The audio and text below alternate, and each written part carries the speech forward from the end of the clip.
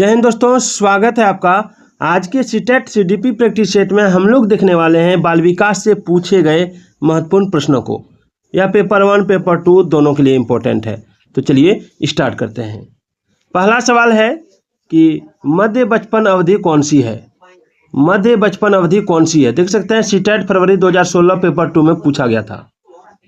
तो देखिए मध्य बचपन अवधि है आपकी, ऑप्शन है 6 से 11 वर्ष, 10 वर्ष के बाद, जन्म से 2 वर्ष या 2 वर्ष से 6 वर्ष। तो आंसर हो जाएगा ऑप्शन ए। ऑप्शन ए 6 से 11 वर्ष की जो अवधि होती है ये आपका मध्य बचपन की अवधि होती है, ठीक है ना। चलिए नेक्स्ट सवाल देखिए, तो छोटा कर देता हूँ। नेक्स्ट सवाल है कि किसी व्यक्ति को आकार देने में वातावरण के घटकों की कोई भूमिका नहीं होती, क्योंकि प्रत्येक व्यक्ति की वृद्धि उसकी आनुवंशिक संरचना से निर्धारित होती है। यह कथन सही है या गलत है, क्या है? तो देखिए यह जो कथन है, ठीक है, यह कथन ठीक नहीं है। आप यहाँ देख सकते हैं यह कथन ठीक नहीं है, क्योंकि बहुत से शोध यह सिद्ध करते हैं कि विकास में वातावरण का बड़ा प्रभाव पड़ सकता है, ठीक है ना। चलिए अगला सवाल देखिए। अगला है कि पियाजे के अनुसार, इसको थोड़ा जूम कर देता हूँ। अगला है कि पियाजे के अनुसार विकास को प्रभावित करने में निम्नलिखित कारकों में से किसकी भूमिका महत्वपूर्ण होती है। देख सकते हैं सीटेट फरवरी 2016 पेपर 2 में पूछा गया था। ऑप्शन देखिए, अनुकरण, पुनर्बलन, भाषा या भौतिक विषयों के साथ अनुभव। तो देखिए इसका आंसर होगा ऑप्शन बी, पुनर्बलन। पुनर्बलन, ठीक है। चलिए नेक्स्ट सवाल देखिए। नेक्स्ट है कि पूर्व संक्रियात्मक काल में आने वाली संज्ञानात्मक योग्यता क्या है। पूर्व संक्रियात्मक काल में आने वाली संज्ञानात्मक योग्यता क्या है। तो देखिए इसका जो आंसर होगा वो हो जाएगा आपका ऑप्शन बी, अभिकल्पनात्मक निष्कर्ष चिंतन, ठीक है। अभिकल्पनात्मक निष्कर्ष चिंतन, ये इसका आंसर हो जाएगा। चलिए अगला सवाल देखिए। अगला सवाल देखिए कि वाइगोत्स्की की संस्तुति के अनुसार बच्चों की व्यक्तिगत वाक्य की संकल्पना क्या करती है। तो देखिए ये स्पष्ट करती है कि बच्चे अपने ही कार्यों के निर्देशन के लिए भाषा का उपयोग करते हैं, ये इसका आंसर हो जाएगा। चलिए आगे देखते हैं। अगला है कि वाइगोत्स्की के अनुसार सीखने को पृथक नहीं किया जा सकता। देखिए सवाल को समझिए कि वाइगोत्स्की जो है उनका कहना क्या है कि सीखने को पृथक नहीं किया जा सकता है। तो देखिए इसमें हो जाएगा उसके सामाजिक संदर्भ से, ठीक है। वाइगोत्स्की के अनुसार सीखने को किससे पृथक अलग नहीं किया जा सकता, नहीं अलग नहीं किया जा सकता, तो उसके सामाजिक संदर्भ से, यही इसका आंसर होगा। उसके बाद है कि शिक्षार्थियों में बहुत विभिन्नताएं होती हैं। शिक्षार्थी जो है बहुत विभिन्नताएं उनमें होती हैं। इनमें से किसके या किनके लिए शिक्षक को संवेदनशील होने की आवश्यकता है। तो देखिए दिया हुआ है कि संज्ञानात्मक क्षमताओं और सीखने के स्तरों पर आधारित भिन्नताएं, या भाषा, जाति, लिंग, धर्म, समुदाय की विविधता पर आधारित भिन्नताएं। अब नीचे दिए गए कूट के आधार पर इसका आंसर देना है। तो इसका आंसर दोनों हो जाएगा, इसका आंसर दोनों हो जाएगा, ठीक है ना। और इसका आंसर हो जाएगा आपका ऑप्शन ए। ऑप्शन ए याद रखिएगा, 1 और 2 दोनों। चलिए आगे है कि लेव वाइगोत्स्की के समाज संरचना सिद्धांत में दृढ़ विश्वास रखने वाले शिक्षक के नाते आप अपने बच्चों के आकलन के लिए निम्नलिखित में से किस विधि को वरीयता देंगे। तो इसका आंसर होगा सहयोगी प्रोजेक्ट। सहयोगी प्रोजेक्ट को सीटेट सितंबर 2016 में पूछा गया सवाल है। चलिए अगला कि निम्नलिखित में से कौन सी विशेषता प्रतिभावान शिक्षार्थी की है। कौन सी विशेषता प्रतिभावान शिक्षार्थी की है। तो देखिए प्रतिभावान शिक्षार्थी जो होते हैं, ठीक है ना, उसकी विशेषता होती है कि यदि कक्षा की गतिविधियां अधिक चुनौतीपूर्ण नहीं होती है तो वह कम प्रेरित अनुभव करता है और ऊब जाता है। चलिए अगला है कि विद्यार्थियों में संप्रयात्मक विकास को प्रोत्साहन देने के लिए निम्नलिखित में से कौन सी विधि सबसे प्रभावी है। आइए विधि को देखते हैं। ये भी सितंबर में पूछा गया, सीटेट सितंबर में पूछा गया 2016 में। तो ये विधि देखते हैं कौन सी विधि है इसमें। तो इसका आंसर डायरेक्ट में बताता हूँ। इसका आंसर हो जाएगा विद्यार्थियों को बहुत से उदाहरण देना और उन्हें तर्क शक्ति का उपयोग करने के लिए प्रोत्साहित करना, ये इसका आंसर होगा। 155 नंबर सवाल है कि विकास का जो सिर पदाभिमुख दिशा सिद्धांत व्याख्या करता है कि विकास इस प्रकार आगे बढ़ता है। तो किस प्रकार आगे बढ़ता है? तो ऑप्शन सी, सिर से पैर की ओर आगे बढ़ता है। चलिए, भाषा विकास के लिए सबसे संवेदनशील समय निम्नलिखित में से कौन सा है? भाषा विकास के लिए सबसे संवेदनशील समय निम्नलिखित में से कौन सा है?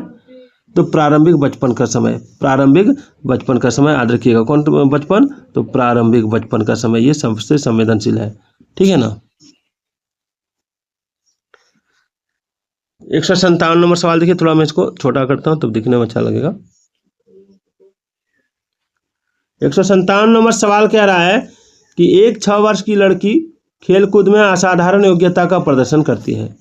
उसके माता पिता दोनों ही खिलाड़ी हैं। उसे नित्य प्रशिक्षण प्राप्त करने भेजते हैं और सप्ताहांत में उसे प्रशिक्षण देते हैं। बहुत संभव है कि उसकी क्षमताएं निम्नलिखित दोनों के बीच परस्पर प्रतिक्रिया का परिणाम होगा। क्या होगा इसका आंसर? बहुत ही इंपॉर्टेंट सवाल है। तो इसका आंसर होगा आनुवांशिकता और पर्यावरण। ठीक है, क्योंकि उसका माता पिता से खिलाड़ी होने का उसका जो आनुवंशिकता से मिला है, और उसका पर्यावरण भी, उसका परिवेश भी खेलने का है ना। चलिए, 158 नंबर सवाल बहुत ही इंपॉर्टेंट सवाल है कि लेव वाइगोत्स्की के अनुसार संज्ञानात्मक विकास का मूल कारण क्या है? सवाल बहुत ही इंपॉर्टेंट है कि लेव वाइगोत्स्की के अनुसार संज्ञानात्मक विकास का मुख्य कारण क्या है? ऑप्शन है संतुलन, ठीक है, सामाजिक अनुन्नय क्रिया, मानसिक प्रारूप का समायोजन, या उद्दीपक अनुक्रिया उगमन। क्या होगा? बहुत ही इंपॉर्टेंट सवाल है, बहुत बार परीक्षा में पूछा गया ये सवाल। आंसर जानते हैं तो एक बार कमेंट कर दीजिए। तो देखिए इसका आंसर क्या होगा? तो इसका आंसर हो जाएगा आपका ऑप्शन बी, सामाजिक अनुन्नय क्रिया। वाइगोत्स्की का अनुसार संज्ञानात्मक विकास का मूल कारण है सामाजिक अनुन्नय क्रिया। याद रखिएगा, ठीक है ना। बहुत ही इंपॉर्टेंट सवाल है। चलिए,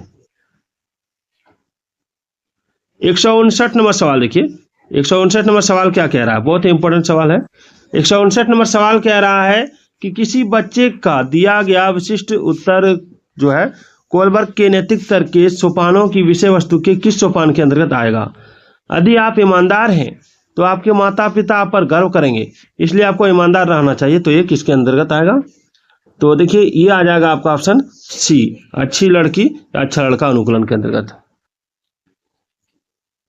चलिए आगे देखते हैं। अगला है कि जीन पियाजे के अनुसार, ठीक है, चलिए एक मिनट, हाँ, जीन पियाजे के अनुसार अधिगम के लिए निम्नलिखित में से क्या आवश्यक है? देख सकते हैं सीटेट सितंबर 2016 में पूछा गया। जीन पियाजे के अनुसार अधिगम के लिए निम्नलिखित में से क्या आवश्यक है?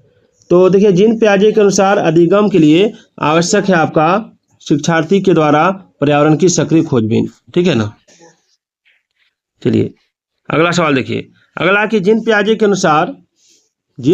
अनुसार प्रारूप और स्कीमा दोनों सेम है। जीन पियाजे के अनुसार प्रारूप या स्कीमा निर्माण वर्तमान योजनाओं के अनुरूप बनाने हेतु नवीन जानकारी में संशोधन और नवीन जानकारी के आधार पर पुरानी योजनाओं में संशोधन के परिणाम के रूप में घटित होता है। तो इन दो प्रक्रियाओं को जाना जाता है। तो देखिए इन दो प्रक्रियाओं को जाना जाता है, इसमें ऑप्शन दिया हुआ है, देख सकते हैं आप। समायोजन और अनुकूलन के रूप में, समावेशन और अनुकूलन के रूप में, सामीकरण और संशोधन के रूप में। तो इसका आंसर होगा ऑप्शन डी, समावेशन और समायोजन के रूप में। चलिए, कोई 5 साल की लड़की एक टी शर्ट को तह करते हुए अपने आप से बात करती है, तो लड़की द्वारा प्रदर्शित व्यवहार के संदर्भ में निम्नलिखित में से कौन सा कथन सही है? तो देखिए इसका जो आंसर होगा वो हो जाएगा आपका ऑप्शन बी। इसको थोड़ा छोटा करता हूँ, ऑप्शन बी इसका आंसर हो जाएगा। डायरेक्ट आंसर बता दे रहा हूँ। जीन पियाजे से अहम केंद्रित भाषा कहेगा, और लेव वाइगोत्स्की उसकी व्याख्या बच्चे के, ठीक है, यहाँ पर देखते हैं, उसकी व्याख्या बच्चे के द्वारा निजी भाषा से अपनी क्रियाओं को नियमित करने के प्रयासों के रूप में करेगा। इसका आंसर होगा। चलिए 163 नंबर सवाल देखिए। 163 नंबर सवाल कह रहा है कि कक्षा तक पहुंचने वाले बच्चों की भोली अवधारणाओं को जानना, ठीक है, कक्षा तक पहुंचने वाली बच्चों की भोली जो अवधारणाएं होती हैं इसको जानना शिक्षक के लिए शिक्षण को अधिक सार्थक बनाने की योजना में सहायक होता है। ये इसका आंसर हो जाएगा। शिक्षक के लिए अपने शिक्षण को अधिक सार्थक बनाने की योजना बनाने में सहायक होता है। सवाल 164 है कि विकास के सिद्धांतों के बारे में निम्नलिखित में से कौन सा कथन गलत है। विकास के सिद्धांतों के बारे में निम्नलिखित में से कौन सा कथन गलत है। तो इसका आंसर यही है, फर्स्ट वाला है कि विकास एक परिमाणात्मक प्रक्रिया है जिसका ठीक ठाक मापन हो सकता है। देख सकते हैं सीटेट सितंबर 2016 पेपर 2 में पूछा गया है। सवाल नंबर 165 क्या कह रहा है। 165 कि डैश तथा डैश की विशिष्ट अन्योन्य क्रिया का परिणाम विकास के विविध मार्गों और निष्कर्षों के रूप में हो सकता है। ऑप्शन है खोज, पोषण, चुनौतियां और सीमाएं, वंशानुक्रम और पर्यावरण, स्थिरता या परिवर्तन क्या होगा। तो देखिए इसका राइट आंसर हो जाएगा ऑप्शन सी, वंशानुक्रम और पर्यावरण। ठीक है ना। चलिए अगला सवाल देखते हैं। 166 नंबर सवाल देखिए, बहुत ही इंपॉर्टेंट सवाल है। 166 नंबर सवाल, थोड़ा जूम कर देता हूँ। ये सवाल क्या कह रहा है। सवाल कह रहा है कि जीन पियाजे के संज्ञानात्मक विकास के सिद्धांत के बारे में निम्नलिखित कथनों में से सही कथन कौन सा है। तो देखिए इसका राइट आंसर होगा, नीचे एक ऑप्शन देख सकते हैं, इसका मैं राइट आंसर बता देता हूं कि किसी चरण को छोड़ा नहीं जा सकता क्योंकि ये चरण स्थिर है। चलिए अगला सवाल देखिए। अगला, जीन पियाजे के द्वारा प्रस्तुत संरक्षण के प्रत्यय से तात्पर्य है। जीन पियाजे के द्वारा प्रस्तुत संरक्षण के प्रत्यय से क्या तात्पर्य है। तो देखिए इससे तात्पर्य है कि कुछ भौतिक गुणधर्म वही रहते हैं चाहे बाहरी आकृतियां बदल जाएं, है ना। चलिए, लेव वाइगोत्स्की के अनुसार भाषिक विकास मानव चिंतन के स्वभाव को बदल देता है। लेव वाइगोत्स्की के अनुसार भाषिक जो विकास होता है वो मानव चिंतन के स्वभाव को बदल देता है। चलिए 169 नंबर सवाल देखिए कि लॉरेंस कोलबर्ग के नैतिक तर्क के सिद्धांत की अनेक बातों के लिए आलोचना की जाती है। इस आलोचना के संदर्भ में निम्नलिखित में से कौन सा कथन सही है। आइए यहाँ देखते हैं इसका आंसर। ऑप्शन दिया हुआ है, तो देखिए इसका जो राइट आंसर हो जाएगा वो हो जाएगा आपका ऑप्शन ए। कोलबर्ग ने अपने अध्ययन को मूलतः पुरुषों के नमूनों पर आधारित रखा है, ये इसका आंसर हो जाएगा। चलिए आगे बढ़ते हैं। 170 नंबर सवाल देखिए, बहुत ही इंपॉर्टेंट सवाल है, बार बार परीक्षा में पूछा गया है कि निम्नलिखित में से कौन सा कथन भाषा और विचार के बारे में पियाजे और वाइगोत्स्की के दृष्टिकोण का सही वर्णन करता है। तो देखिए इसका राइट आंसर हो जाएगा ऑप्शन सी। पियाजे के अनुसार पहले विचार जन्म लेता है और वाइगोत्स्की के अनुसार भाषा का विचार पर प्रभाव भारी पड़ता है।